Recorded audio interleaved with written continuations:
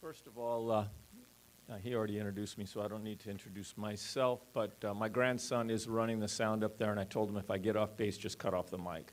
So, but speaking of voices, I love Boone's voice, and I've asked Boone to come up and read the chapter for us. It's only 22 verses, so I'm going to let him read it, and then I'll take it from there.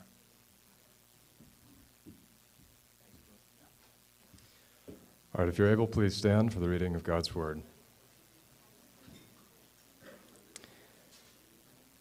Genesis 48. After this, Joseph was told, "Behold, your father is ill."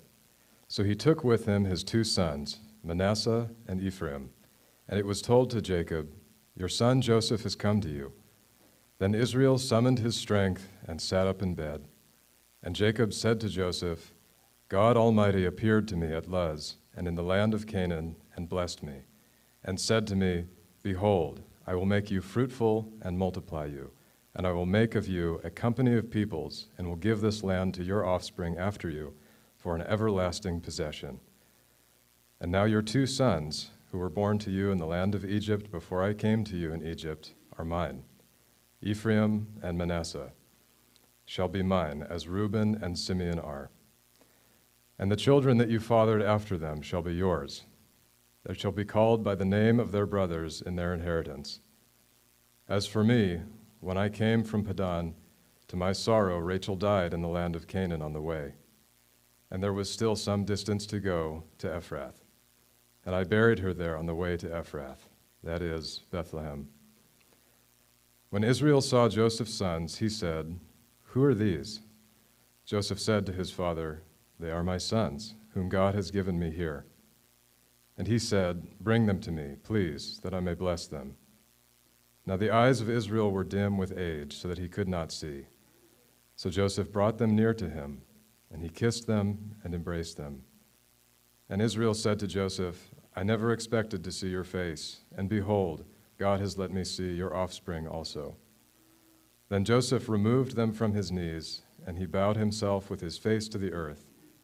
And Joseph took them both, Ephraim in his right hand towards Israel's left hand, and Manasseh in his left hand toward Israel's right hand, and brought them near to him. And Israel stretched out his right hand and laid it on the hand of Ephraim, who was the younger, and his left hand on the head of Manasseh, crossing his hands, for Manasseh was the firstborn. And he blessed Joseph and said, 'The God before whom my fathers Abraham and Isaac walked, the God who has been my shepherd all my life long to this day, the angel who has redeemed me from all evil, bless the boys. And in them my name be carried on, and the name of my fathers Abraham and Isaac, and let them grow into a multitude in the midst of the earth.'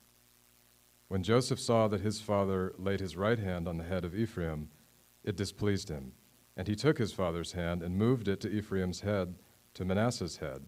And Joseph said to his father, 'Not this way, my father, since this one is the firstborn, but your right hand on his head.' But his father refused and said, 'I know, my son, I know. He also shall be a people, and he also shall be great. Nevertheless, his younger brother shall be greater than he, and his offspring shall become a multitude of nations.' So he blessed them that day, saying, 'By you Israel will pronounce blessings, saying, God make you as Ephraim and Manasseh.' Thus he put Ephraim before Manasseh. Then Israel said to Joseph, 'Behold, I am about to die, but God will be with you and will bring you again to the land of your fathers.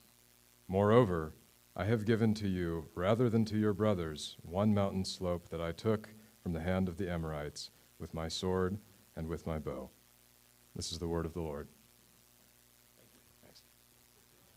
Thanks, Boone. All right. When Will originally sent out the invitation to share, I procrastinated, and Casey complained, I don't know where he is, but he complained that he thought he got the last of the chapters. Well, I think I got the last of the chapters. There was only about one left, and I looked at it, I go, okay. I looked at it, and finally I thought, okay, I think I have an idea of what I could share here. So we'll dive into it. I have to use these reading glasses because I'm old. Okay, one thing I just want to clarify, because I used to get it mixed up on this. Jacob and Israel are the same guy, so they'll interchange them in the word. So, and what I'd like to accomplish today is basically just review those first 22 verses, point out two different things that I think are kind of interesting. One that I hadn't really noticed until I got into studying this, and then the second one has to do with what I call the switch in the blessings. And then the other thing I'd like to talk about today, and this is really the big part of what I think hopefully is interesting, is the whole idea of the word blessing and how blessings might relate to you, how they might relate in your life, how we have blessings in this modern day and age, because we don't often have the kind of blessings that we see that Jacob did. So the first point I want to look at is the elevation of Joseph's two sons in the family hierarchy. I thought that was kind of interesting. If you look at verse 5, it says that, and now your two sons, Ephraim and Manasseh, who were born to you in the land of Egypt before I came to you in Egypt, are mine. As Reuben and Simeon, they shall be mine. So what Jacob does there is he essentially kind of takes his two grandsons and says, they're my kids, not your kids. And he says, and he goes on to say, the kids you have after them, they're going to be your kids, but these two are mine. And then what he does, if you go to the, so basically he gives a major portion of the family blessings to these two young guys, and they become elevated actually above his own sons, even his oldest sons, because in verse 22, Joseph gives them a double portion of the blessing. And I'll just slip over there real quick. It says, moreover, I've given you one portion above your brothers, which I took from the hand of the Amorite with my sword and my bow. And so here you have Joseph being the second of his youngest sons, but he was his favored son. If you go back to Genesis 37:3, it says, now, Israel loved Joseph more than all of his children because he was the son of his old age. Also, he made him a tunic of many colors. You remember him showing favor to him, and his brothers were jealous of him, and then the whole thing happened, and he ended up in Egypt, which we've gone through in all these chapters we've been studying. I'm not going to reiterate that.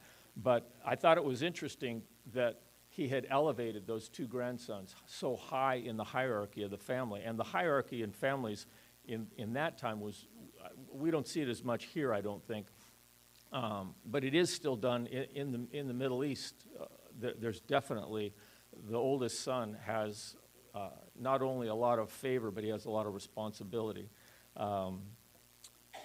So that's just kind of an interesting point. The second point I wanted to look at is what I call the switch, where he goes to bless the two sons, and there's irony here to me as far as Jacob is concerned.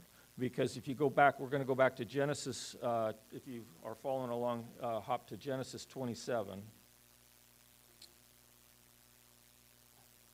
In verse 1, it says, now it came to pass when Isaac was old and his eyes were dim, that he could not see, that he called Esau, his older son, and said to him, my son. And he answered him, here I am. Then he said, behold, now I am old, I do not know the day of my death.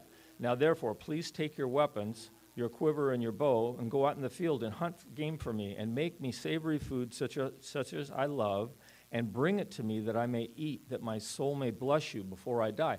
So Isaac wanted to bless Esau, his oldest born son, but the younger son was Jacob, who we're talking about here now as an old man in chapter 48. And the interesting thing was Rebekah, their mom, heard this going on. And then the interesting conspiracy happens. So she, without reading all of that, she basically goes to Jacob and says, look, your dad wants to give your older brother a blessing. I think she wanted him to get the blessing, the younger son. And so she conspires with him. They kill a lamb. They disguise him. And we go on to, if you go to verse 19, is the crux of the lie. It says, Jacob's now come in. He's pretending to be his brother with the game. And he says, Jacob said to his father, I am Esau, your firstborn. I have done just as you told me. Please arise, sit, and eat of my game, that your soul may bless me. And it goes on to where he does get this blessing. So basically, Jacob, he deceived his dad. He lied to his dad. His mom had helped him with this. And he stole the blessing. But if you go back to Genesis 27, this was predicted. I'm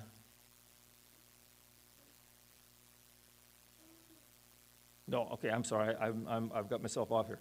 It was Genesis 27. I'm not going to read it. It gets too long there. But it talks about where he actually brought it in, and he blessed him, and he said, I'm your son. But if we go to Genesis 25, verse 23. Okay, and the Lord is talking to Rebekah, and he said, and the Lord said to her, 2 nations are in your womb.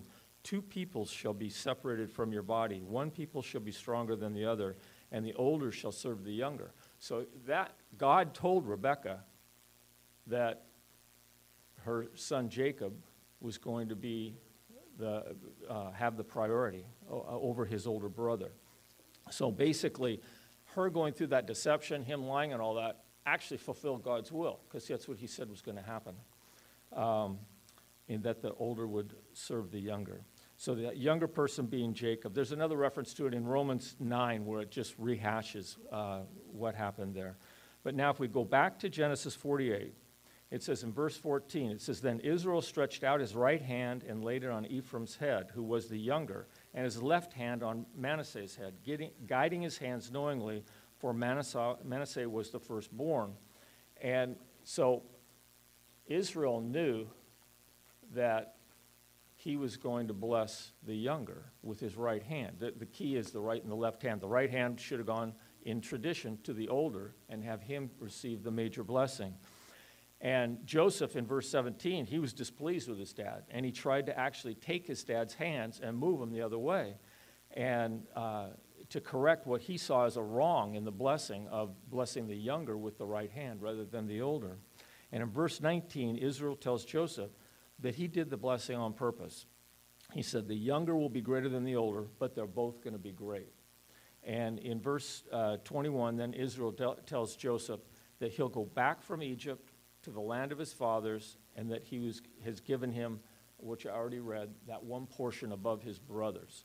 So overall, as far as Jacob's concerned, this is the way it's supposed to be. Joseph didn't really agree with that, but he had to accept it. And I wonder, has that ever happened to you? That you thought something was supposed to happen, like you know it's going to go this way, but it goes the opposite. Or it goes a totally different way that you've never thought of. Well, God can work that way. God's ways aren't our ways. And that's what really spoke to me in this passage of this whole deal of the switch. It's that it happened the way God wanted it. And we have to be flexible, I think, in our lives to allow God to do the things the way he wants them to do. So that's kind of what I wanted to say about the scriptures itself here. And now I want to talk about the word blessing. And just I don't know if you've thought about this much, but how blessings work in your life, how you've seen blessings, how you may have given a blessing. The definition, a spiritual definition of blessing is a special favor or gift bestowed by God, thereby bringing happiness. Another definition is the invoking of God's favor upon a person. A couple of more secular definitions, I'll call them, is something promoting or contributing to happiness, well-being, or prosperity. And another one is approval or good wishes. And approval, I think, is a really appropriate way to think about blessings. That when you give a blessing to someone, you're giving them your approval. I looked it up, and the word blessing is mentioned 99 times in the Bible. The word blessings, plural, is 16 times, and the word bless is 135 times. So the Bible's filled with blessings. And if you compare blessing and approval, I think they're basically about the same thing. I was thinking about a modern way that you could give a blessing to someone, that you might say something without coming out and saying, well, I want to bless you, or I want to give you my blessing. And it's just to say, I'm behind you 100% in this. you know, that lets somebody know where they stand. So modern blessings, I want to talk about the what, when, and some of those things. So what? It's to give your approval, I think is a simple way to think of it. When? It's often at a big occasion or an important decision. Not that you can't say bless you to somebody that sneezes, you know, but where you sit down with somebody and say, you have my blessing in this, or I'm behind you 100% in this. It's usually something that's kind of important. Who? Usually we think of it as the older to the younger, but the younger can bless the older also. And I'm going to give you an example of that from my own life. How? It's usually verbal, but you could give a blessing to somebody in a written form. You could write them a letter to give them your blessing. The meaning. I think this is really, really important. The receiver of the blessing knows where they stand with you. And I think I'm big on communication. I probably use too many words, just ask my wife. And she's agreeing with me. But it's important to know where you stand with someone and to be clear. The significance. Think about the receiver of a blessing. Boy, they feel loved, and they feel like they're backed up, I think. And think about asking for a blessing. The word that comes to mind there is humility. To go, let's suppose you were, you desired to have a blessing and you went to someone. That's humbling yourself. It's a risky thing. You don't know if you're going to get the blessing. Now I want to share a few things from my own experience. My dad was real important to me. But my dad had a colored life, I guess you'd say. He was a rags to riches to rags guy. He was very successful in his business. He was a workaholic. He was probably what I would call a functional alcoholic. And he built up his little empire. He had a business. He bought property before it was in Southern California, before it was ever popular to buy property. And then after my mom and he were married until I was 16, and they were divorced. And then he married and got divorced 2 more times. And it was the 3rd divorce that put him over the edge and basically went into a depression. I didn't know where he was for a long time. And then he ended up just kind of living a very simple life and was renting a room from a family. And he started having some medical issues. And he was in his 70s by this point. And they called me and said, hey, your dad can't live here anymore. The lady was a nurse, and she said he needs to go to like a care home or something like that. So she says, you got to get him out of here. So I go, okay. So I'm up here in Chico. He's in L.A., and so I look around for a place to have him go. And so she says, okay, we're going to do a phone call. The 3 of us will get on the phone. Well, that totally backfired. And I had kind of been, we have 3 kids in the family of my siblings, and I had, for some reason, kind of been the favored kid. And I totally was ghosted by my dad at that point, using modern language. That's the right way to say it, right, Obi? Ghosted? I would have been ghosted. My dad just didn't want to have anything to do with me after that. So for a number of years, I would contact him and apologize to him. And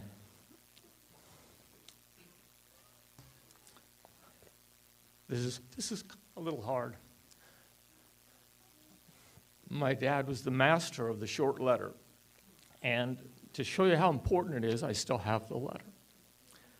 And June 10th of 2002, so this is 22 years ago, and I still have the letter in my files at home. And he wrote, I must have apologized to him just before this, the day before, because he said, I am dismissing yesterday and prior, beginning anew today and tomorrow. Love, Dad. And so, to me, that was getting my dad's blessing back. And a few years later, he died. And we had some communications after that, which was pretty good, but he still stayed pretty reclusive. But at least I knew at that point, even as a grown man, at that point, I was in my 50s, and it was important to me to have my dad's blessing. So that was the experience that I'm going to cry about up here, but that's hopefully the only one. Now I have experience with my sons-in-law, Tony, sitting here. He was going with Megan, and something I encourage all of you young ladies and young men to do is we encouraged our daughters to make a list in your mind or even write it down of all the attributes you would like to have in a future spouse. So one day I said to Megan, how's it going with Tony? She goes, he's checking off all the boxes. And I go, okay, this is getting serious. So then Tony calls us up, and what guy dating your daughter calls you up and says he wants to come meet with you and your wife? Well, obviously you know what's going on. Well, apparently from a source I heard that he drove around the block 3 times before he came in because he was nervous. Is that true, Tony? Yeah, it is true. Anyway, he came in and he asked for our blessing on he asking Megan to marry him. And we gave him that blessing. And what a pleasure. And so for him, that was very humbling to come talk to us, because we could have said no. And fortunately, we didn't, because I wouldn't have my great-grandkids here. But one of my other son-in-laws, Oliver, who married Nini, our youngest daughter, that's just her nickname, her real name's Lisa, he blessed us in that same process. He came, sat in the same place Tony did. I think they were in the same spot they sat, and asked us. And we told him, yes, you have our blessing to marry Lisa. And then he said, I not only want to marry Lisa, he said, I want to be part of your family. That was pretty cool. And then all 3 of our son-in-laws, Gabe, the guy whose picture's up here once in a while, they're down in Mexico. He's married to Becky, our middle daughter. But all 3 of them, we told them this. We said, we just aren't blessing you to be the husband of our daughter. We're blessing you to be the father of our grandchildren. And that's a big deal, because those kids are blood related to me. Tony's not, but they are. I mean, he's like he is, but anyway. So that I thought that was a way that we were able to bless them, and we got blessed in that whole interchange. And then we had Becky and Gabe, whose picture's up here. They're serving on a medical mission down in Mexico, and they were getting ready with the idea to go. And we were talking one day, and I said, have you talked to the elders yet? And they said, no. I said, you need to go talk to the elders. And they may have already had that in their mind to do that. They just hadn't gotten around to it yet. So they came to the elders of this church and said, we want to go to Mexico and do this. Here's our plan. Here's what we found out. And the elders gave them their blessing. Just think about what that did for them. Number one, they got the approval of the elders to go. So their spiritual authority, by subjecting themselves to the spiritual authority of the elders, they received that blessing to go, their approval. They also knew that those guys would be praying for them and encouraging you all to pray for them. And then the other thing they know is that, let's suppose something goes sideways down there. They know they can pick up the phone and call the elders and say, hey, we got a problem down here. Can you guys help us? And so it's like they're out there, but they're not alone. Not at all. And so that is a result of receiving a blessing and asking for one. So one other one I thought of just this morning, my wife Peg had been working at Chico High School, and the head counselor came to her and said, hey, I think you'd make a great counselor. Here's a master's program you can go do. So she came to me and said, hey, what do you think about this? And I got behind her 100%. I really did. And she ended up being a great counselor. She went back, got her master's. It cost some money. I said, look, don't worry about the money. It'll come back. And it did. It was fine. And they actually pay those counselors more than I ever thought they would. But her retirement is way better than mine. Anyway, so now getting to you guys. How can this apply to you? I'm going to talk about olders. You guys know who you are. Who can you bless? How can you give them a blessing? Don't be afraid to initiate something and tell them you're 100% behind them. The youngers, who would you like to have a blessing? Who might bless you? Could you seek out a blessing? Opportunities. Okay, I have a saying, and I don't mean to sound flippant, but it's talk is cheap. And what I mean by that is it doesn't cost me anything to say something nice to somebody. And have you ever had a time where somebody's done something and you think, I would like to go compliment them or encourage them or say something that will help build them up. But you don't do it because you're a little shy, or you think, I probably don't need to say that and all that. Well, I've tried to make it a point to, I'm not perfect at it at all, but I've tried to make it a point to try to go do that, because I don't want to go to my grave wishing I had said something to somebody that might encourage them, but didn't do it. So look, I just want to encourage you to look for those opportunities, because I think those are a way to bless people. And your words are very important. In Proverbs 15:23, it says, a man has joy by the answer of his mouth, and a word spoken in due season, how good it is. In Proverbs 25:11, it says, a word fitly spoken is like apples of gold in settings of silver. I just love that picture. Apples of gold in settings of silver. I don't know exactly what that is, but it just sounds pretty to me. And it's a very positive thing. And that's what your words can do for people. Obviously in James it tells us our words can go the other way too. But our words can be very, very positive and very, very powerful. And then as far as asking for a blessing, if you look in Genesis 32:26, it's where Jacob again, he wrestled with this man or God or whoever it was, an angel, and he grabbed onto him and he wouldn't let go until they gave him a blessing. And that's an example. He did it in quite a forceful way, but it was a way of asking for a blessing. I'm not saying you should tackle somebody to ask for a blessing. Okay, so I want to just give you an idea of a scenario. How am I doing on time? Okay. They give you strict time limits here. I was supposed to be up at 9:27, okay? That's what, it said 9:27 in the email. I'm going, you're kidding me. You're kidding me. No, when Micah said his last word, I looked at my watch. It was exactly 9:27. I don't know how they do it. Anyway, so I just want to say an idea of a scenario that could happen in your life. Let's suppose you got a son or a daughter. I'm just going to use family as a lot of times where blessings can be, and I think they should be. A son or a daughter goes to their parents explaining a path they want to go on. Maybe it's a major or a choice of a college or a job area field or something, and ask for their opinion and their blessing on that endeavor.